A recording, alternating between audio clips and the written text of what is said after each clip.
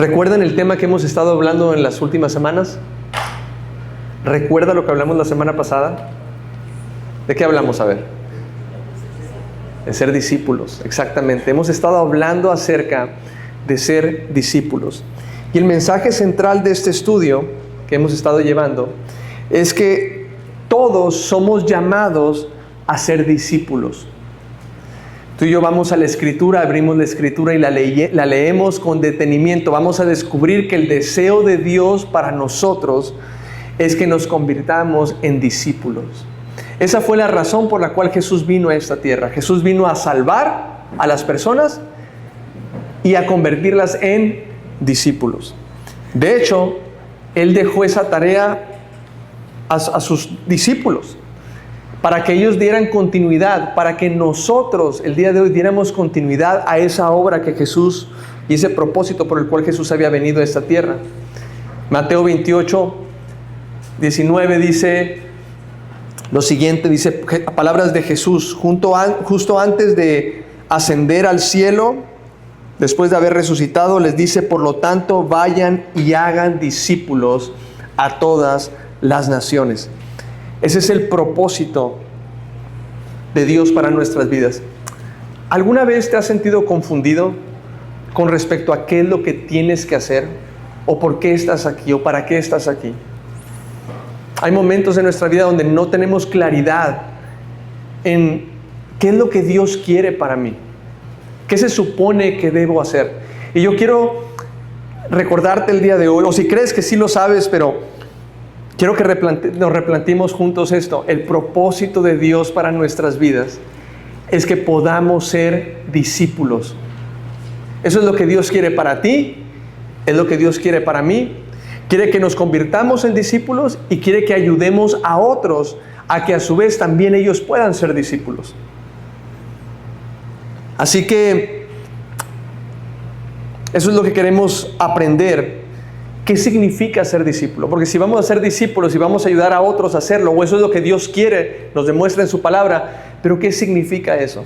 La semana pasada descubríamos 3 aspectos de un discípulo.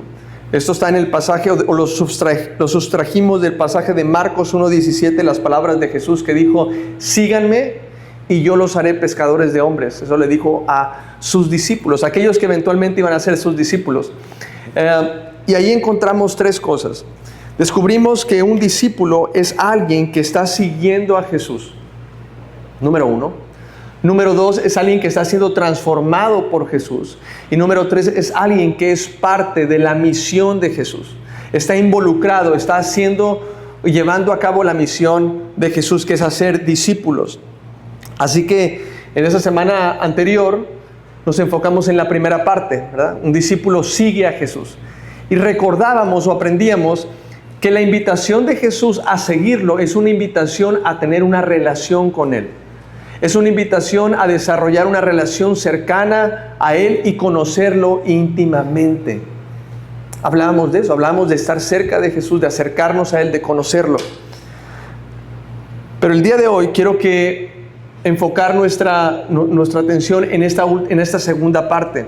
Y vamos a estar hablando de ese segundo aspecto que conforma lo que es un discípulo o nos hace discípulos, y es que somos transformados. Di conmigo: transformados.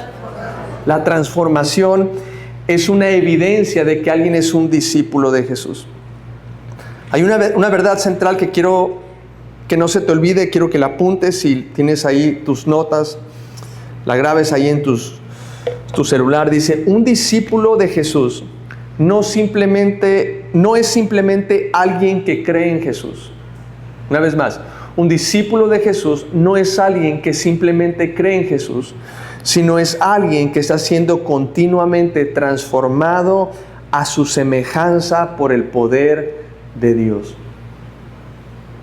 Un discípulo de Jesús no es alguien que cree simplemente en Jesús, sino es alguien que está siendo continuamente transformado a su semejanza por el poder de Dios. Segunda de Corintios 3:16 al 18, vamos a leerlo juntos. Este pasaje dice: pero cuando alguien se vuelve al Señor, el velo es quitado.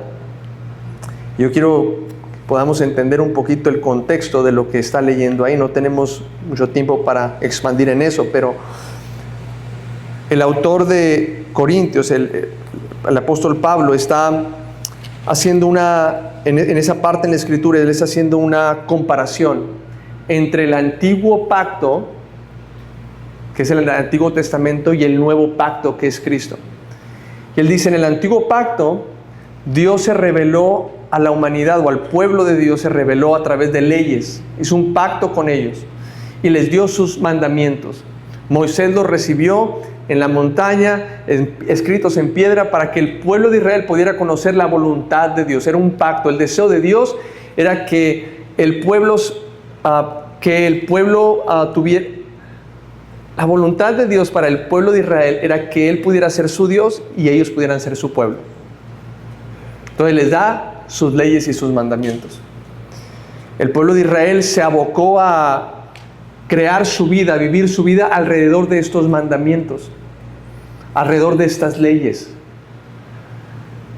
Pero el pueblo de Israel, a pesar de que tenía la voluntad de Dios, tú y yo vemos en la historia como una y otra vez fallan y no logran llegar al estándar, a la estatura, no logran cumplir la voluntad de Dios completamente.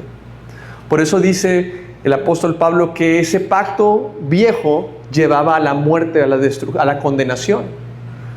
Porque la gente tenía la voluntad de Dios, pero descubrían que había algo en su corazón, una naturaleza que iba en contra de la voluntad de Dios. Entonces no podían completar o llevar a cabo la voluntad de Dios perfecta. Había ese velo. Y el velo, que es algo que separa, ¿verdad? Es algo que separa. En el tabernáculo, en el tabernáculo había un velo que separaba el lugar santo del lugar santísimo. Si no, ¿me puedes dar el otro micro también? Bueno, ¿ahí me escuchan más o menos? Sí, mientras, le voy a hablar fuerte, ¿ok? Ahorita en lo que me cambian el micrófono. Entonces había un velo que separaba el lugar santísimo del lugar santo. Y eso nos habla de... Gracias. Bueno. Es el 3. Ay, nomás le quitas el efecto porque si no me voy a poner a cantar ahorita aquí también. Ok. Entonces, era el velo que separaba el lugar santo del lugar santísimo. Había una separación de la gente física entre Dios. Tenían la ley de Dios, pero no podían relacionarse con Dios abiertamente y completamente, ¿verdad? Ese velo físico representaba el velo que había en sus mentes también, en sus corazones. Tenían la ley de Dios, pero no había ese entendimiento completo de Dios. Cuando viene Cristo, dice la palabra que Él viene a quitar ese velo, para que ya no haya una separación entre nosotros y Dios. Ahora podemos experimentarlo. Fíjate qué maravilloso esto. El pueblo de Israel vio milagros y maravillas. ¿Vieron milagros? Piensa en las 10 plagas que ellos vieron cuando salieron de Egipto. Piensa en la columna de fuego durante su transcurso en el trayecto en el desierto, y piensa en esa nube que los protegía durante el día. Piensa en el maná que les caía del cielo cada día. Piensa en todos esos milagros. Pero dice aún así la palabra, dice que ese pacto era un pacto glorioso, ¿verdad? Vieron la gloria de Dios. Pero este nuevo pacto es mayor, su gloria es mayor que el antiguo pacto. Es más glorioso para nosotros esto que estamos viviendo.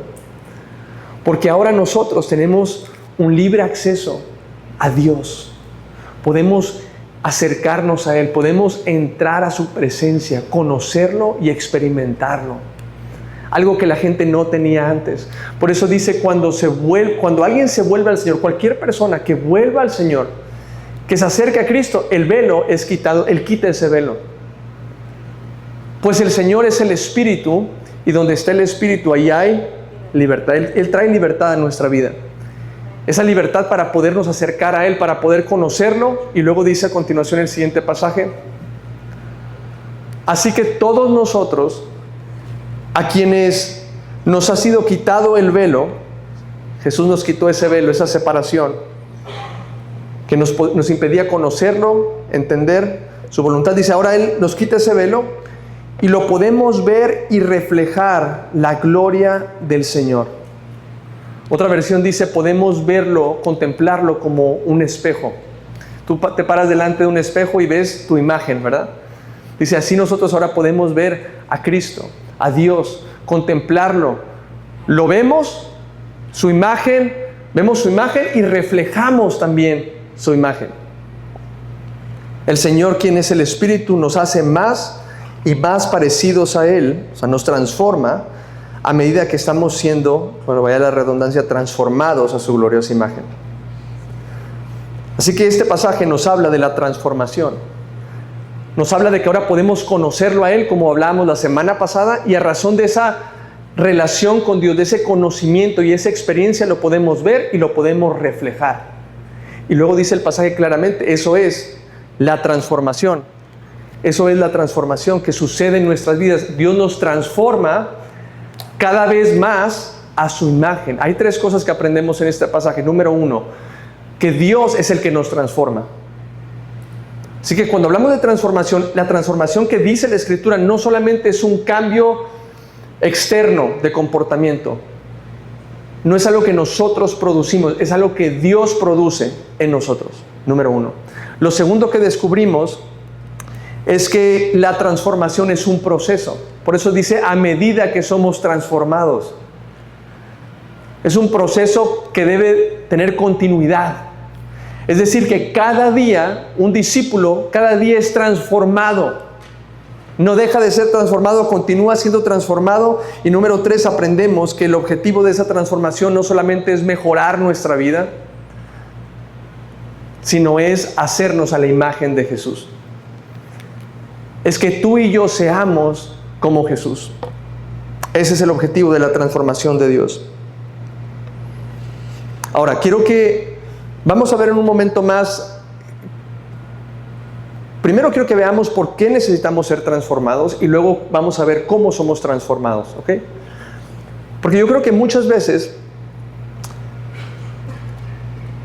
no cambiamos, primeramente porque no sabemos que necesitamos cambiar, no lo entendemos, y muchas veces cuando lo entendemos no sabemos cómo.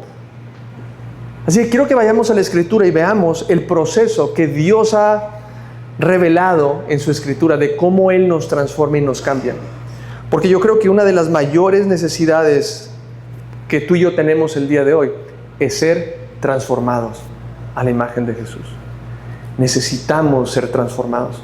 Ahora, ¿por qué necesitamos ser transformados? El por qué. Ok. Se trata mucho más, dijimos, que un cambio por un cambio. Quiero que veamos, que mantente conmigo.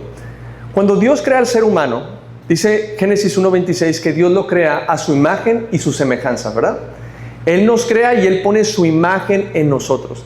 Ese es lo que se conoce como el diseño original de Dios. Eso que Dios hizo, lo hizo perfecto. Por eso Dios iba creando cada cosa y veía y decía, y fue, y es bueno. Y esto está bien, y está bien hecho. ¿Por qué? Porque Dios veía que lo había hecho perfecto todo, porque Dios es perfecto.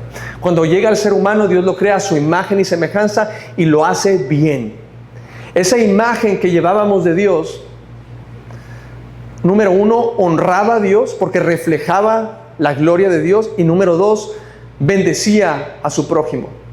Es por eso que al inicio, cuando el ser humano se mantuvo mantuvo esa imagen de Dios, no había problemas. No había problemas. Sé que no había muchos seres humanos en ese tiempo en la tierra, ¿verdad? Estaba Adán y Eva, pero entre ellos no había problemas. Ellos estaban bien con Dios y estaban bien entre ellos también.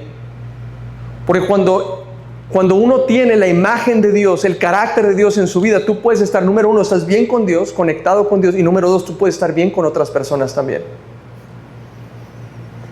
¿Qué es lo que sucede? Entra el pecado en la escena, y el pecado, ¿qué hace? Corrompe la imagen de Dios en el ser humano. No solamente el ser humano se aleja de Dios físicamente, no solamente sale del jardín y luego es expulsado del jardín, sino que en su corazón esa imagen de Dios se corrompe. Ya no se parece más a Dios, ya no piensa como Dios, ya no ama y busca las cosas que Dios ama y busca. No, ahora la imagen de Dios estaba, ¿se dice corrompida? Sí, ¿verdad? Estaba corrompida, destruida. Es por eso que el ser humano, aunque tenía la voluntad de Dios, los mandamientos, no podía cumplir la voluntad de Dios, porque la imagen de Dios, el corazón que Dios, para poder agradar a Dios, estaba roto, estaba esa imagen quebrantada. Por eso viene Jesús. Por eso viene Jesús. Por eso Dios, el Padre, envía a Jesús, para que Jesús, siendo la imagen, no como nosotros, con una imagen corrompida de Él, sino con una imagen completa del Padre en Él, vivió en esta tierra, nos mostró lo que es una imagen de Dios, que Dios diseñó para cada uno de nosotros, y luego fue a la cruz y murió en la cruz en nuestro lugar. ¿Para qué? Para salvarnos. ¿Y qué significa esa salvación? Algunos pensamos en salvación en términos solamente de ir al cielo un día. Y sí, la salvación tiene que ver con ir al cielo un día, estar en la presencia eterna, perfecta, completa de Dios, cuando ya no estemos en esta tierra. Pero la salvación no solamente es ir al cielo un día, sino también es el volver a restaurar esa imagen que perdimos de Dios en nosotros. Entonces, la transformación que Dios quiere hacer en nuestra vida es una transformación para llevarnos al diseño original que Él tiene para nosotros, para que podamos parecernos a Él. No es cambiarnos por cambiarnos, no es mejorarnos para que seamos personas más bonitas, más agradables. Es cambiarnos para que seamos una vez más como fuimos diseñados para ser como Jesús. Esa imagen en nosotros. Y Dios está comprometido a transformarnos. Yo quiero hacer varias cosas el día de hoy. Primero, número uno, yo quiero instarte, quiero decirte que es urgente que Dios nos transforme y nos cambie. Cada día que tú y yo no avanzamos en ese proceso de transformación, es un día que estamos perdiendo el propósito de Dios en nuestra vida. Es un día que estamos perdiendo la capacidad de poder ver la gloria de Dios, la grandeza de Dios en nuestras vidas. No hay nada mejor en nuestra vida que ser transformados por Dios a su imagen y semejanza. Imagínate cómo fuera, vamos a irnos de menos a más, cómo fuera tu matrimonio, aquellos que están cansados, si estamos, salió del corazón, ¿verdad? Lo bueno que él está enfermo y no vino el día de hoy, pero también estamos cansados. Pero imagínate aquellos que estamos casados, ¿cómo sería nuestro matrimonio? ¿Qué tan diferente sería si yo fuera, vamos a hablar, échame la pelotita a mí, ¿verdad? ¿Qué tan mejor sería mi matrimonio si yo fuera como Jesús? Imagínate que Misael tuviera esa imagen completa con el cual Él diseñó un día que yo fuera a la imagen de Jesús. Imagínate que yo pudiera amar a mi esposa como Jesús la ama, que yo pudiera perdonarla como Jesús nos perdona, que yo pudiera tener la paciencia que Jesús tiene con nosotros, que pudiera tener ese amor, ese paz, ese gozo, que el fruto del Espíritu. Imagínate cómo sería mi matrimonio. Pero ¿por qué no está en ese punto? Porque necesito yo ser cambiado. Necesitas tú ser cambiado. Muchas veces somos muy prontos para ver lo que otros necesitan cambiar. Y yo te puedo dar una lista rápido de todas las cosas que mi esposa necesita cambiar. Pero no nos damos cuenta que el cambio que Dios quiere hacer comienza en nosotros. Es urgente que cambiemos. Es urgente que busquemos esa obra de Dios en nuestra vida de transformación.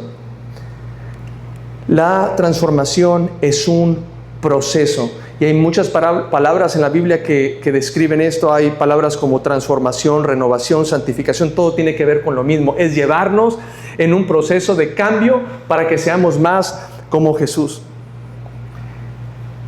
Pero sabes que este proceso no es fácil. Ese proceso de cambio y transformación a la imagen de Jesús es una de las cosas más difíciles que tú y yo muchas veces vamos a experimentar en nuestra vida. Es por eso que muchos no cambian, porque no queremos atravesar ese proceso y porque no cooperamos en ese proceso que Dios quiere hacer en nuestra vida.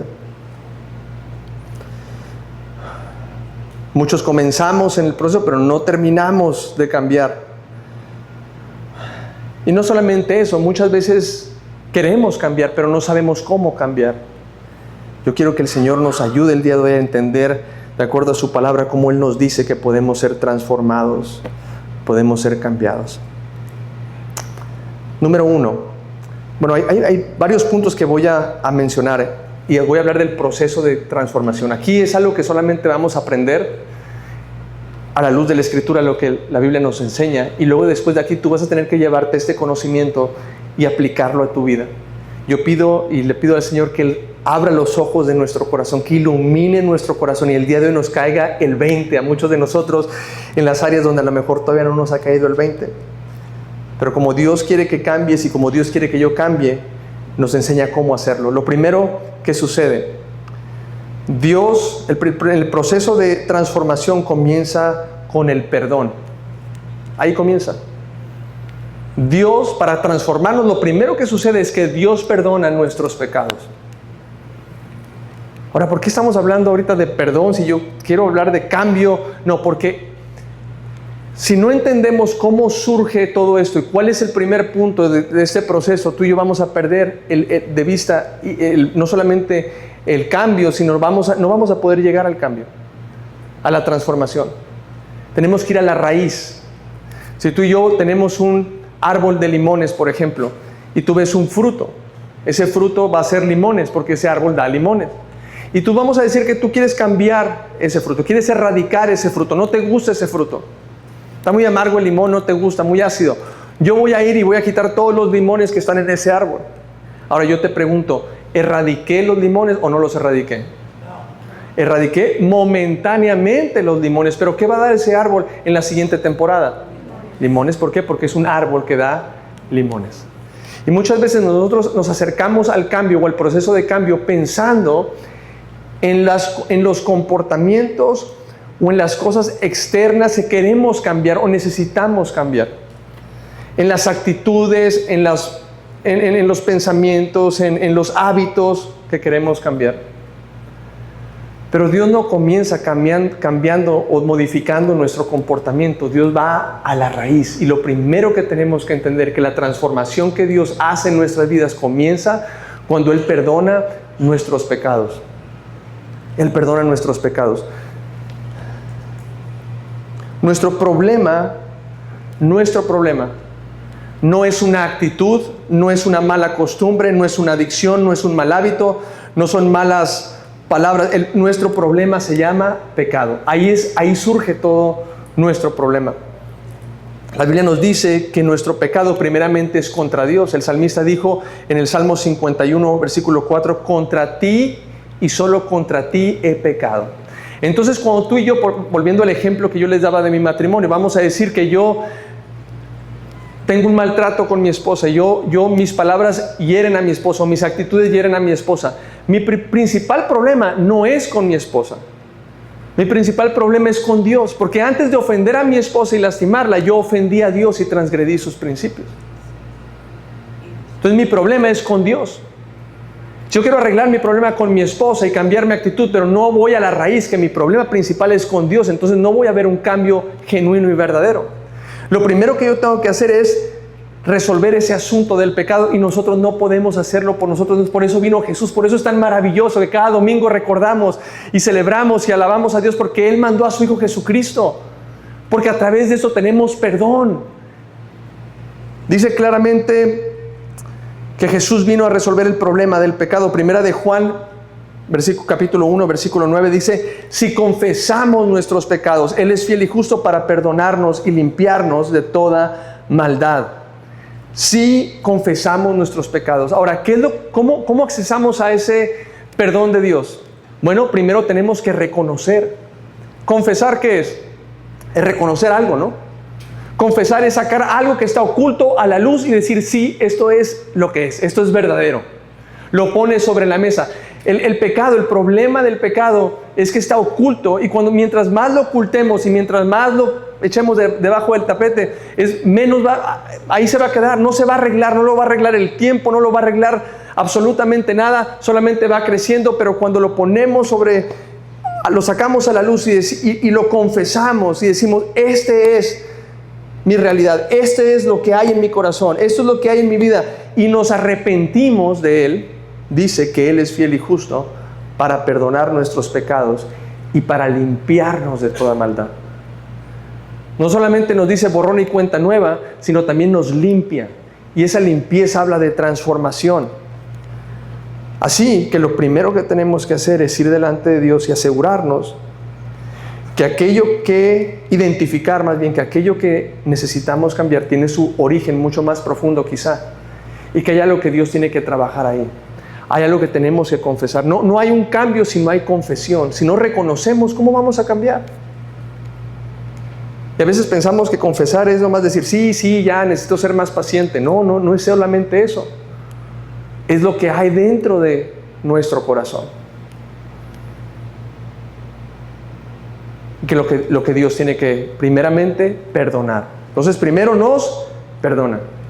Ve delante de Dios y pídele perdón. Pídele que Él revele lo que hay en tu corazón.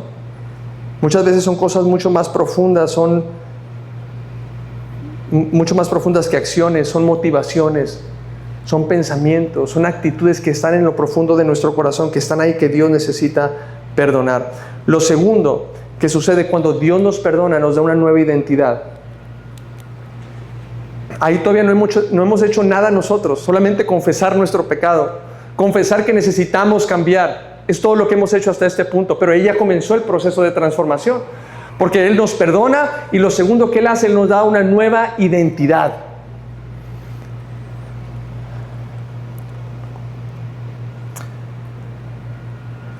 La identidad viene antes que el cambio de comportamiento.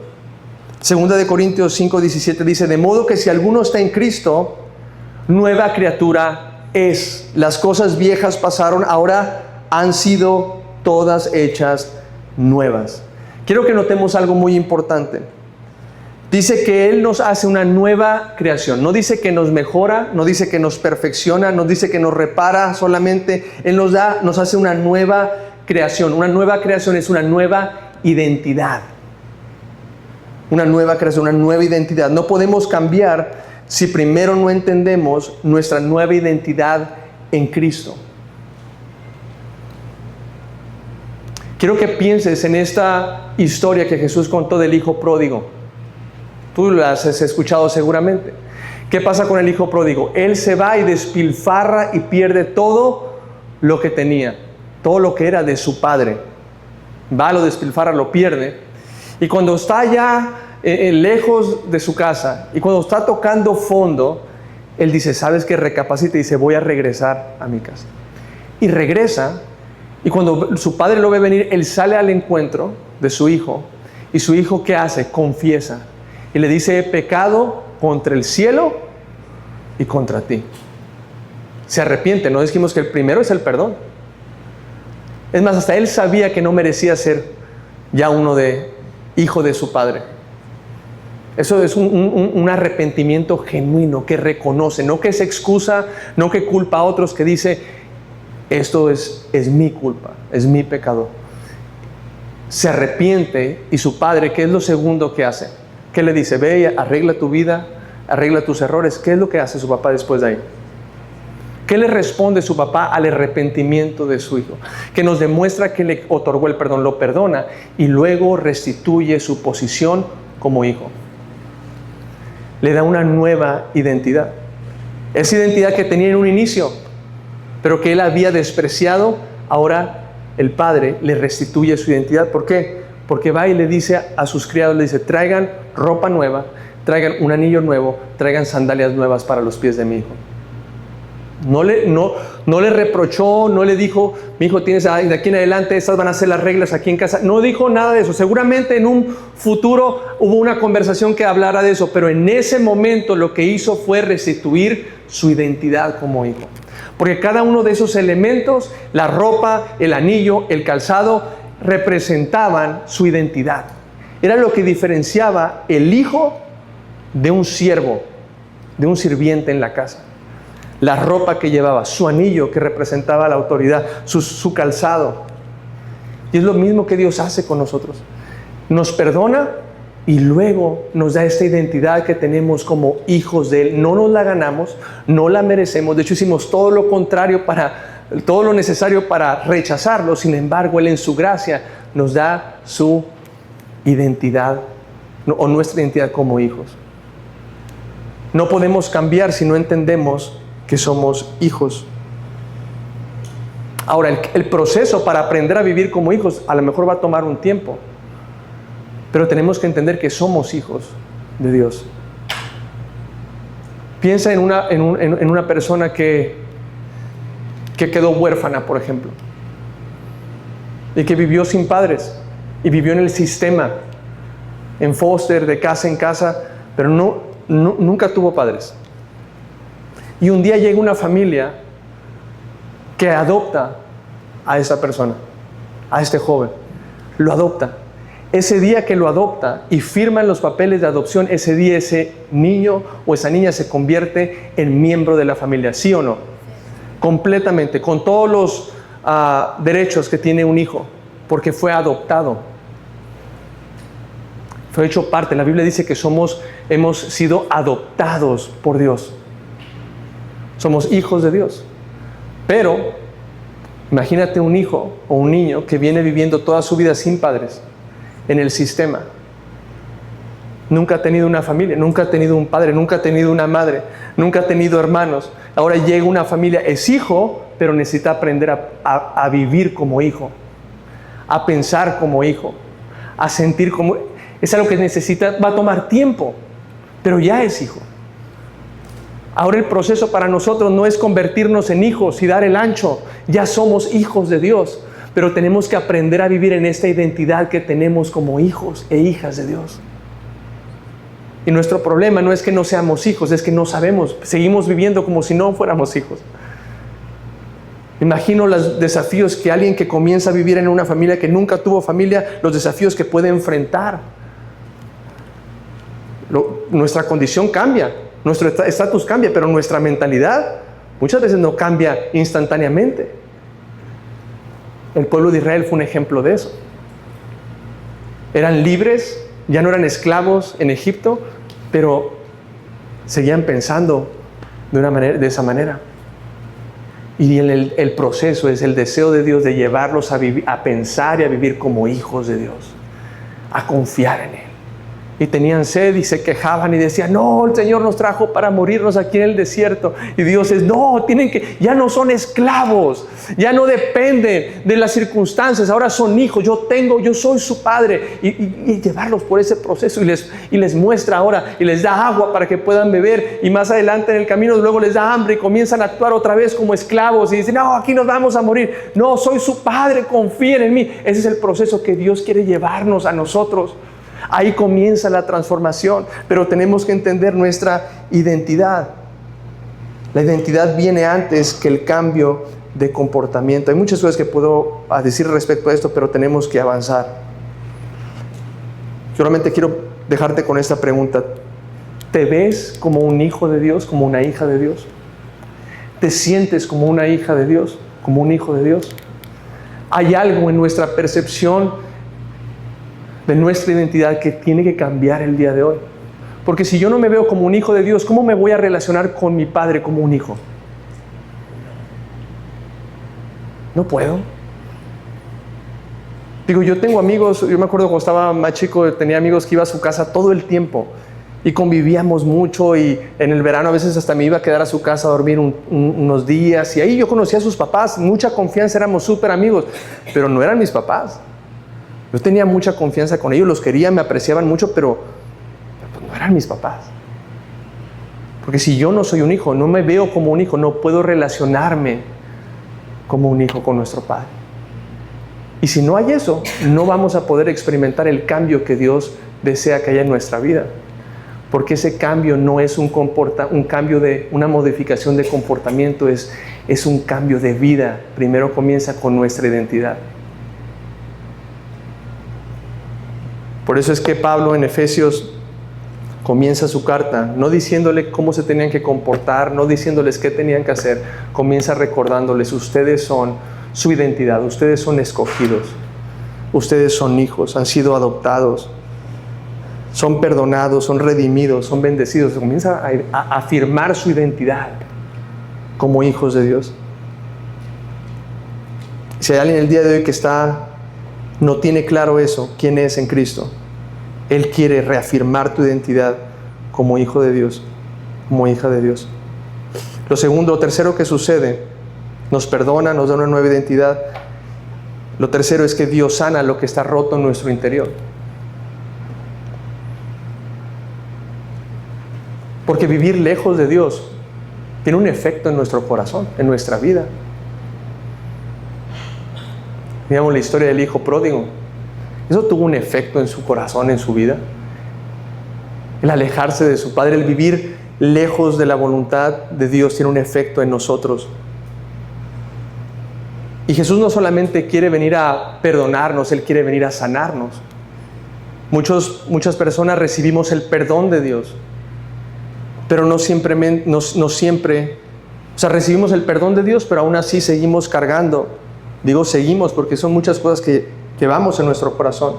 Seguimos cargando rechazo, seguimos cargando las secuelas de la amargura, el miedo, la vergüenza, traumas, engaños en nuestra mente, cosas que creemos que no son verdad, cosas que hemos abrazado como verdad que no son realidad, porque ahora son todas las cosas hechas nuevas en Cristo Jesús, pero somos perdonados, pero seguimos viviendo con esas áreas en nuestra vida que necesitan ser sanadas. Fíjate lo que dice Salmo 147, versículo 3, dice: Él sana a los de corazón quebrantado y les venda las heridas.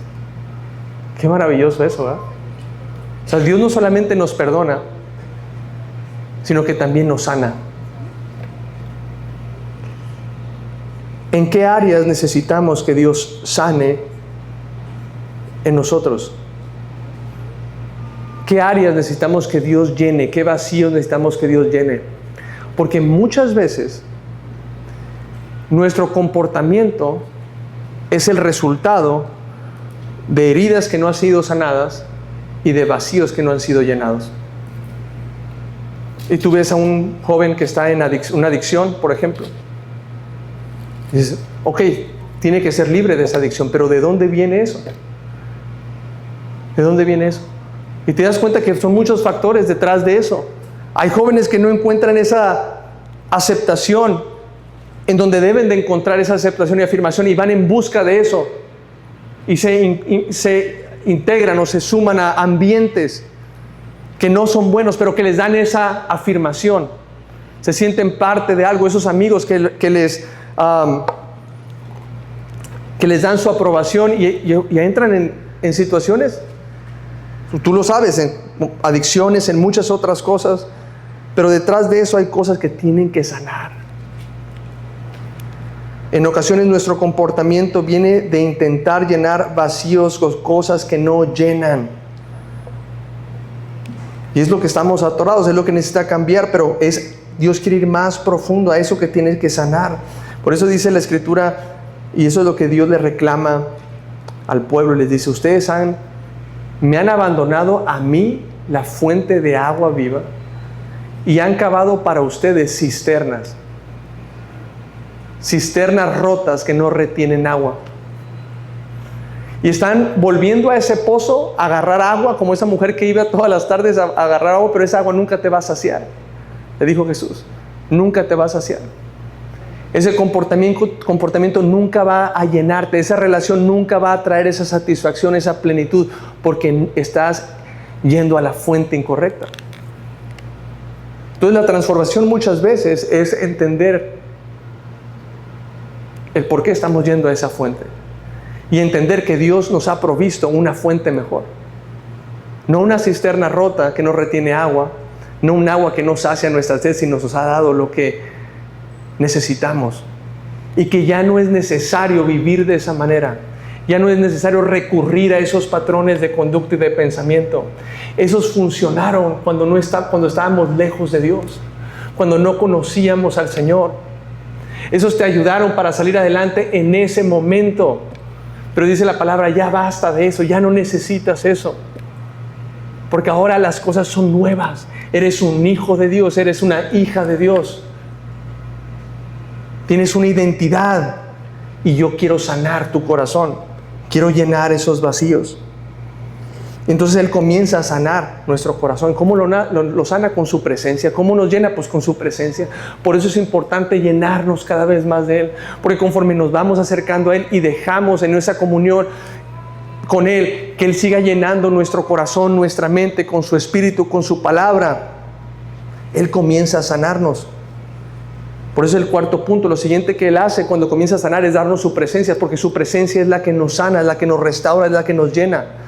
La presencia de Dios es lo que cambia todo en este proceso. Tú puedes ir al psicólogo y en el psicólogo te van a ayudar. Va a haber técnicas, te van a ayudar, va a haber cosas que vas a aprender. Pero no va a haber la presencia de Dios. La presencia de Dios no te lo da un consejero, no te lo da un psicólogo, no te lo da un amigo, no te lo da tu cuate. La presencia de Dios te la da Dios mismo. Y ese es lo que cambia todo. Es como dicen en inglés, un game changer. Cambia todo. Eso es lo que nos transforma realmente. En el Antiguo Testamento la presencia de Dios iba sobre algunas personas, sobre algunos pocos, para hacer ciertas cosas. Y dice que la presencia de Dios descendió sobre Saúl cuando fue escogido para ser rey y sobre aquel profeta que iba y hacía aquellas cosas, pero la presencia de Dios no estaba con la gente. El día de hoy, ahora tú y yo tenemos la presencia de Dios en nosotros. Juan 14:16, Jesús dijo: yo rogaré al Padre y Él les dará otro consolador para que esté con ustedes siempre. Es decir, el Espíritu de verdad a quien el mundo no puede recibir porque no lo ve ni lo conoce. El mundo no puede recibir, aquellos que no son hijos de Dios no pueden recibir el Espíritu de Dios, no lo conocen, no lo ven, pero ustedes sí lo conocen porque mora en ustedes y estará en ustedes, está en sus vidas, en sus corazones. Primera de Corintios 6 dice que el templo, nuestro cuerpo es el templo del Espíritu Santo. Entonces ahora tenemos su presencia. Y su presencia hace varias cosas en nosotros. Su Espíritu Santo hace varias cosas. Número uno, lo que hace su presencia nos revela lo que tiene que cambiar en nuestra vida. Que todo esto es lo que Dios hace en nosotros para transformarnos. Nos revela lo que tiene que cambiar. No hay transformación si no hay revelación. Revelación, que es entendimiento de algo. No podemos ser transformados de algo que no podemos ver, que no identificamos. Y una de las funciones del Espíritu Santo es amorosamente revelar o mostrar aquello que necesita cambiar. Revelar lo que necesita ser, lo que no está bien, lo que necesita ser cambiado. Fíjate, no solamente, no es exponerlo, porque cuando lo exponemos muchas veces lo expones y es para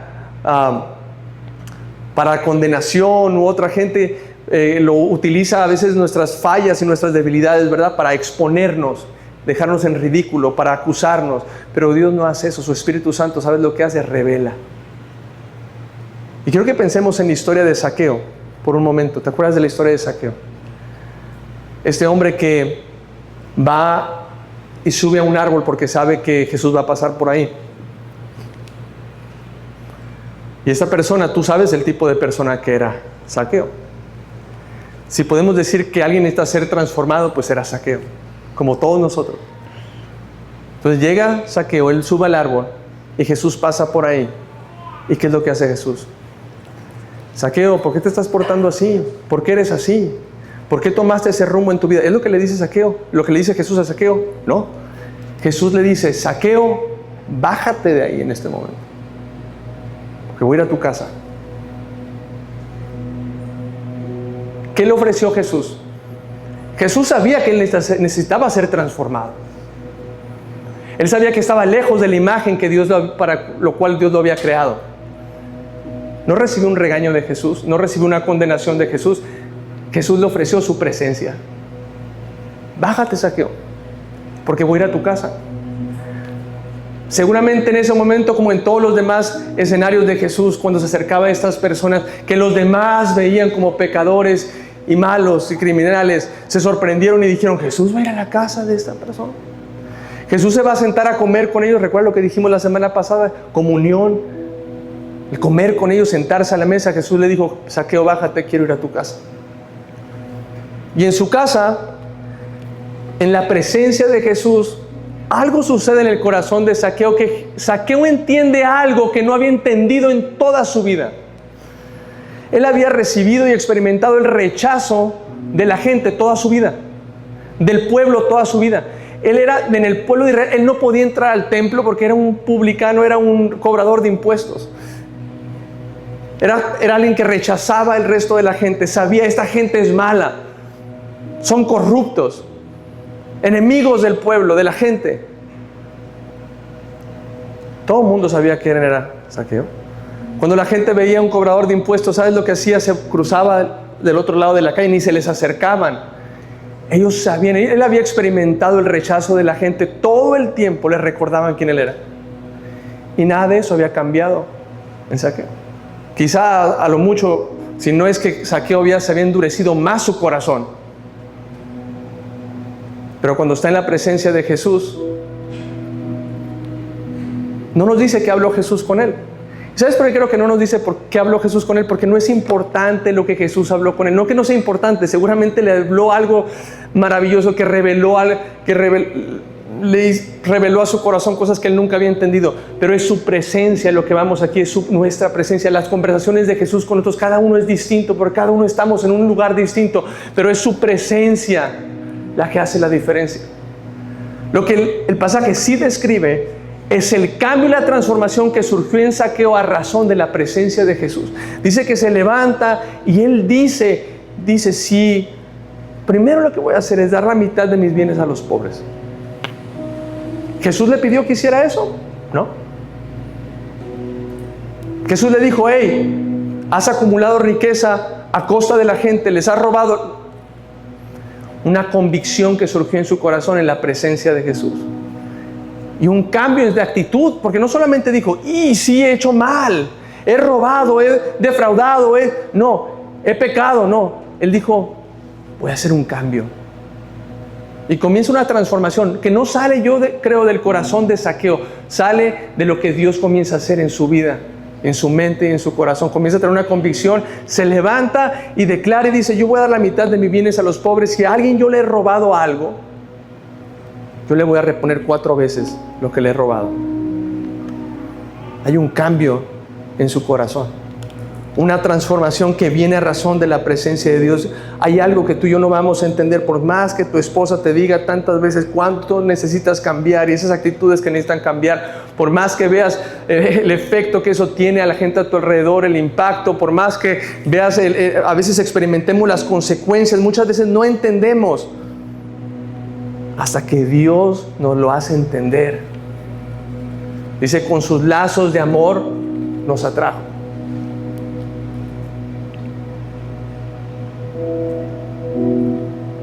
Dice Juan 16:13 que su espíritu nos guía a toda verdad. Y se escucha muy bonito, ¿verdad? Su espíritu nos guía a toda verdad. Pero a veces nos guía la verdad, a veces es dura, a veces es fea la verdad. El reconocer que hay algo ahí que no debería estar aquí en nuestro corazón. Su espíritu nos guía a esa verdad para hacernos libres. Porque donde está el espíritu hay, que decía el pasaje, libertad. Y pensamos en esta imagen de la libertad, ¿verdad? Como llega el libertador y rompe las cadenas y decimos, wow, libre. Pero la libertad a veces es llegar, que el Espíritu Santo llegue y muestre el cochinero que hay ahí, que muestre la suciedad que hay ahí, el quebrantamiento que hay ahí, la disfunción que hay ahí. A la verdad, la revela para entonces sanar, para restaurar, para cambiar. Estamos dejando que Él llegue a lo más profundo de nuestro corazón y nos revele lo que hay. Por eso me sorprende las palabras del salmista cuando decías, Dios, revélame si hay algo en mi corazón que me es oculto, algo que no entiendo. Revélame, hay tantas cosas. Imagínate en nuestra vida, qué tan distinta sería si entendiéramos la revelación de Dios, si escucháramos la voz de Dios, si estuviéramos abiertos a dejar que Él hable en nuestras vidas y nos muestre lo que tiene que mostrarnos. Dice Hebreos 4:12 que su palabra expone, revela nuestros pensamientos y hasta las intenciones de nuestro corazón. Es su palabra. Dice Santiago que su palabra es como un espejo. Un espejo que hace, nos muestra lo que no podemos ver de otra manera. Si el día de hoy me traté de peinar más o menos, pero yo no me puedo peinar si no me veo en un espejo, porque no veo lo que tú ves. Pero dice la Escritura que la palabra de Dios es como ese espejo que te permite ver lo que hay. No hay cambio si no vemos. Y luego después de ahí nos muestra lo que necesita ser transformado, y luego Él comienza a cambiar nuestra mente, nuestra mentalidad. Por eso Romanos 12:2 dice, bueno, desde el 1 dice, no imiten las conductas de este mundo, no vivan como este mundo vive. Más bien dejen que Dios los transforme en personas nuevas. ¿Cómo lo hace? Cambiando nuestra mentalidad, al cambiarles la manera de pensar. Entonces, cuando cambie su mentalidad, su mente, se han renovado su mente, entonces van a aprender a conocer la voluntad de Dios para ustedes. Si no cambia nuestra mentalidad, si no hay un cambio aquí, no vamos a poder experimentar ni accesar la voluntad de Dios, que es buena, agradable y perfecta.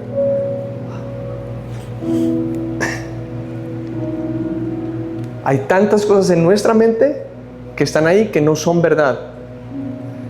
Y no es que no sean verdad porque no existen, que no son verdad porque no es correcto eso que está ahí. Ideas que tenemos, pensamientos, patrones. Dios necesita cambiar eso y poner un nuevo entendimiento. Por eso dice la palabra que Él nos va a dar un corazón nuevo. Pero ¿cómo hacemos eso? Exponiéndonos a su palabra, llenándonos de su presencia. Por eso dice, llénense de la presencia de Dios, del Espíritu de Dios. No se anden llenando de otras cosas. Se llenan de allá, de vino, de alcohol. Llenen su vida de la presencia de Dios, del Espíritu Santo. Y Él comienza a cambiarnos. Ahora, claro, sí, hay una parte que nosotros hacemos, pero fíjate cómo hasta este punto todo es Dios haciéndolo en nosotros. Nosotros solamente cooperamos con el proceso de Dios. Nos sometemos, decimos, Dios, me dejo que me cambies y me transformes. Y claro, después de ahí tenemos su presencia, sabemos, Dios nos muestra, nos revela con una nueva identidad, un nuevo corazón, y luego nos da el poder para cambiar, que es su presencia. Así que no hay pretexto para nosotros de decir, yo así crecí, así aprendí, así fueron mis papás, así es el ambiente donde yo... No, o yo no tuve eso, y no tuve aquello. Él te ha dado el poder para cambiar. Su presencia nos habilita para cambiar lo que nosotros no pudiéramos hacerlo de otra manera. Y si tú dices el día de hoy, sí, Misael, eso es demasiado difícil para mí, yo no puedo cambiarlo, precisamente de eso se trata. Yo tampoco puedo cambiarlo, pero Él puede hacerlo en nosotros. Mayor es el que está en nosotros que el que está en el mundo. Su presencia nos habilita, nos capacita. Su presencia en nosotros de tal manera que cuando llegamos a ver esos cambios en nosotros, la Biblia no dice, ustedes cambiaron, ustedes produjeron eso en sus corazones, en sus vidas. ¿Sabes cómo lo expresa la palabra de Dios? Dice, ustedes experimentan el fruto del Espíritu. Gálatas 5:22. Y el fruto del Espíritu este es el carácter de Cristo. Esta es la imagen de ese carácter, de ese diseño original. Pero dice, ¿quién lo hace? Es el fruto del Espíritu. El fruto de Dios obrando en sus corazones que produce ese fruto. Es un fruto. Ese amor es el amor de Cristo, que se ve reflejado en muchas maneras. Dice el amor, alegría, paz, paciencia, gozo, gentileza, bondad, fidelidad, humildad, control propio. Pero es el fruto del Espíritu en nosotros. Es Dios produciendo eso. Yo no puedo amar a mi esposa como Dios la ama si Él no pone eso en mí, si Él no me cambia y me habilita. Yo no puedo tener ese gozo en mi vida. Por eso el salmista sabía claramente, el rey David, eso. Por eso dijo, Dios, no quites el gozo de tu salvación, devuélveme ese gozo, porque yo no puedo producir ese gozo en mí. Es el fruto del Espíritu, esa paz que sobrepasa en todo entendimiento. Dime, ¿cómo la reproduces? ¿Cómo la generas tú en tu vida? No puedes. Esa paciencia, esa gentileza, y te vas ahí con toda la lista. No podemos. Es el fruto del Espíritu. Y por eso dice Por eso dice Juan, claramente dice, bueno, lo dijo Jesús, pero está en el libro de Juan. Necesitan estar conectados conmigo. Esas ramas conectadas al árbol para que reciban esa vida. Dios puede cambiarte a ti y me puede cambiar a mí. No hay nada imposible para Él. No hay nada imposible. Dios te puede dar lo que necesitas. ¿Qué necesitas? ¿Qué necesitas? Él te lo puede dar. ¿Necesitas la fortaleza? Él te la puede dar. ¿Qué necesitas? ¿Necesitas sabiduría? Él te la puede dar. ¿Qué necesitas? ¿Una nueva perspectiva? ¿Un entendimiento? Él te la puede dar, la sabiduría. Todo viene de Él. Él nos puede transformar. No hay nada que Él no pueda cambiar. No hay vacío que Él no pueda llenar. No hay herida que Él no pueda sanar. No hay nada. Él hace todas las cosas nuevas. Pero si no vamos por este proceso, familia, a lo mejor nunca cambiamos. A lo mejor nunca lo experimentamos y lo leemos y nos lo vamos a aprender. En Cristo todas las cosas son hechas nuevas. Lo viejo ha pasado, todo es hecho nuevo, pero nunca lo vamos a vivir. Yo no quiero eso para mi vida. Yo quiero experimentar la transformación de Dios en mi vida. Yo quiero, y dice que va a continuar toda nuestra vida en esa tierra. Pero ¿sabes cuál es la promesa? Que un día lo vamos a ver cara a cara y vamos a ser conformados completamente a su imagen. Completamente, vamos a ser como Él, su presencia. Vamos a cerrar ese tiempo, ¿está bien? Muchas gracias por escuchar este mensaje. Esperamos que haya sido de gran bendición a tu vida. Si tú nunca has entregado tu vida a Cristo y el día de hoy lo quieres hacer, acompáñame y juntos hagamos esta oración. Padre, te doy gracias porque el día de hoy reconozco que te necesito. He vivido lejos de ti, Señor, pero el día de hoy abro las puertas de mi corazón para recibirte como mi Señor y mi Salvador. Te pido perdón por todos mis pecados, pero de ahora en adelante quiero comenzar una vida diferente. Quiero comenzar a caminar de tu mano. Que seas tú quien me guíe de ahora en adelante. En el nombre de Jesús, amén. Si tú hiciste esta oración, felicidades. Es la oración y la decisión más importante de toda tu vida. Si tú no tienes una iglesia de la cual puedes ser parte, te invitamos a Sedes Comunidad Cristiana. Aquí encontrarás una familia a la cual puedes pertenecer. Te esperamos todos los domingos.